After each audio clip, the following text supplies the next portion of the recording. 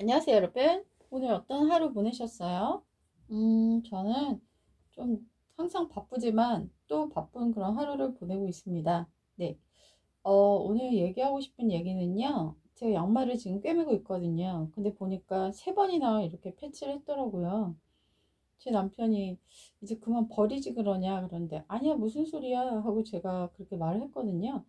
저는 집에서 재택하기 때문에 양말을 이렇게 신발을 벗고 어떤 집에 들어갈 일이 별로 없기 때문에 그냥 양말은 제 발을 보호하는 용도이거든요.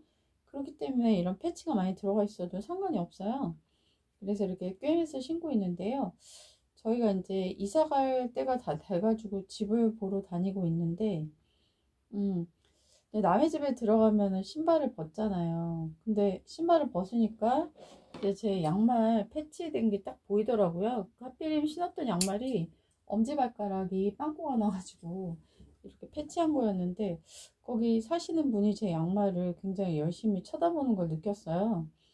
근데 저도 알았죠. 왜냐면 누구네 집 가면은 신발 벗어야 되니까. 그래서 근데 새 양말이 저는 없어요. 아예 사진 않았거든요.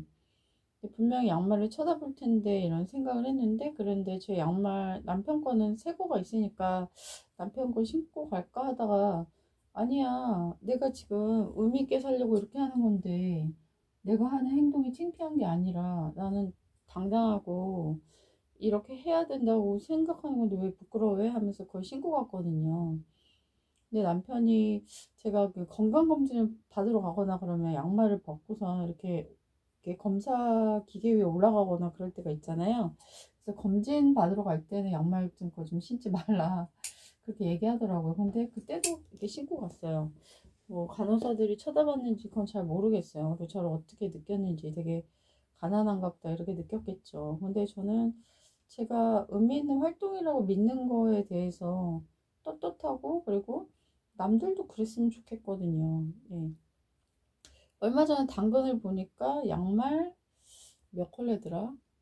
거의 20컬레에 9,000원에 팔더라고요. 아, 형형색색 정말 예쁘더라고요. 새 양말. 근데 잠시 사고 싶다는 유혹을 받았어요. 근데 사지 않았거든요. 왜냐면 또 그 새 양말을 신음으로 인해서 우리 환경이 한 번 더 망가지는 거잖아요. 저는 환경에 진심이기 때문에 새 물건을 사지 않고 중고로 그리고 청빈하게 사는 것을 삶의 목표로 하기 때문에 제 믿는 가치관대로 실천하고 사는 것이 저는 참으로 멋지다고 생각하기 때문에 그렇게 살고 있거든요. 네. 음. 그리고 이번 달에는 또 그린피스에 46,200원을 기부했습니다. 네, 그린피스가 환경운동을 대신 우리를 위해 하고 있잖아요. 후쿠시마 오염수도 헌법재판소에 송치하기 위해서 여러 가지 활동을 하고 있거든요. 근데 지금 단일 국가로서는 일본의 수산물 수입 1위예요, 저희 나라가.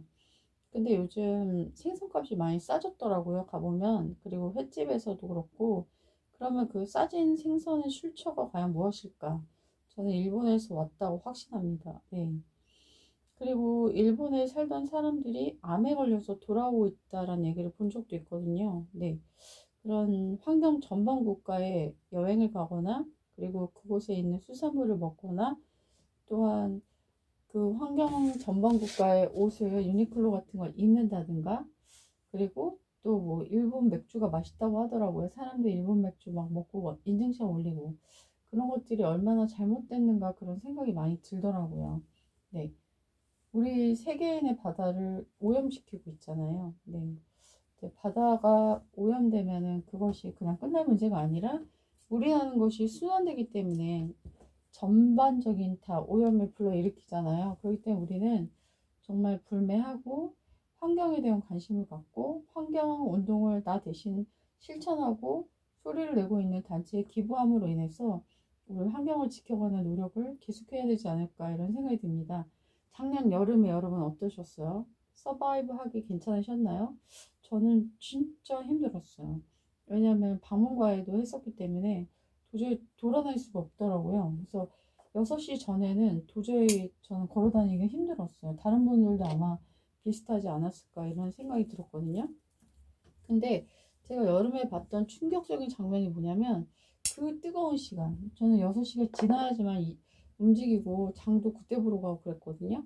그런데 6시 그 전에 그 굉장히 뜨거운 그 시간에 세상에 벌초 작업을 하고 있는 어떤 남성분을 봤어요. 용역 그 직원이겠죠. 근데 그 시간에, 그 뜨거운 시간에 햇빛을 맞으면서 일하고 있었어요. 저는 그분의 생명이 너무너무 걱정이 돼가지고 민원도 넣었어요. 예, 그래서 국회의원한테 민원을 넣어서 저 용역단체가 저 시간에 일할 수 있는 것을 피하게 도와달라 그런 얘기를 했거든요. 왜 야간에 일해도 되는 거잖아요. 네. 한 사람의 생명이 쓰러질 수도 있는 건데 내가 안 뜨겁다고 그래서 무관심하게 그렇게 보내는 것은 저는 되게 잘못됐다라고 생각하거든요. 환경이 파괴되면 가장 먼저 희생하는 사람들은 가장 약한 사람들이거든요.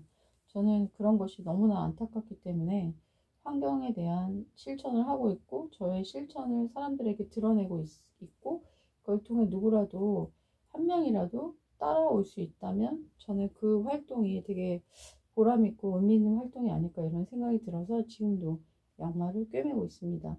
지금 세 군데가 찢어져서 앞으로 어떻게 찢어질지는 모르겠지만 계속 신을 수 있을 때까지 누더기처럼 패치해가면서 신겠습니다. 여러분은 환경을 위해 어떤 활동을 하고 계세요? 환경이 되게 심각한 건 인지하고 있지만 뭐 어쩌겠어 라고 그냥 간과하시나요? 그건 아니죠. 쓰레기를 조금 더 줄일 수 있는 노력, 우리가 좀 더 애쓰고 더 고생하고 더 불편해질수록 환경은 더 좋아질 수 있다라는 생각 같이 하시고 실천해 주시길 바래요. 안녕히 계세요.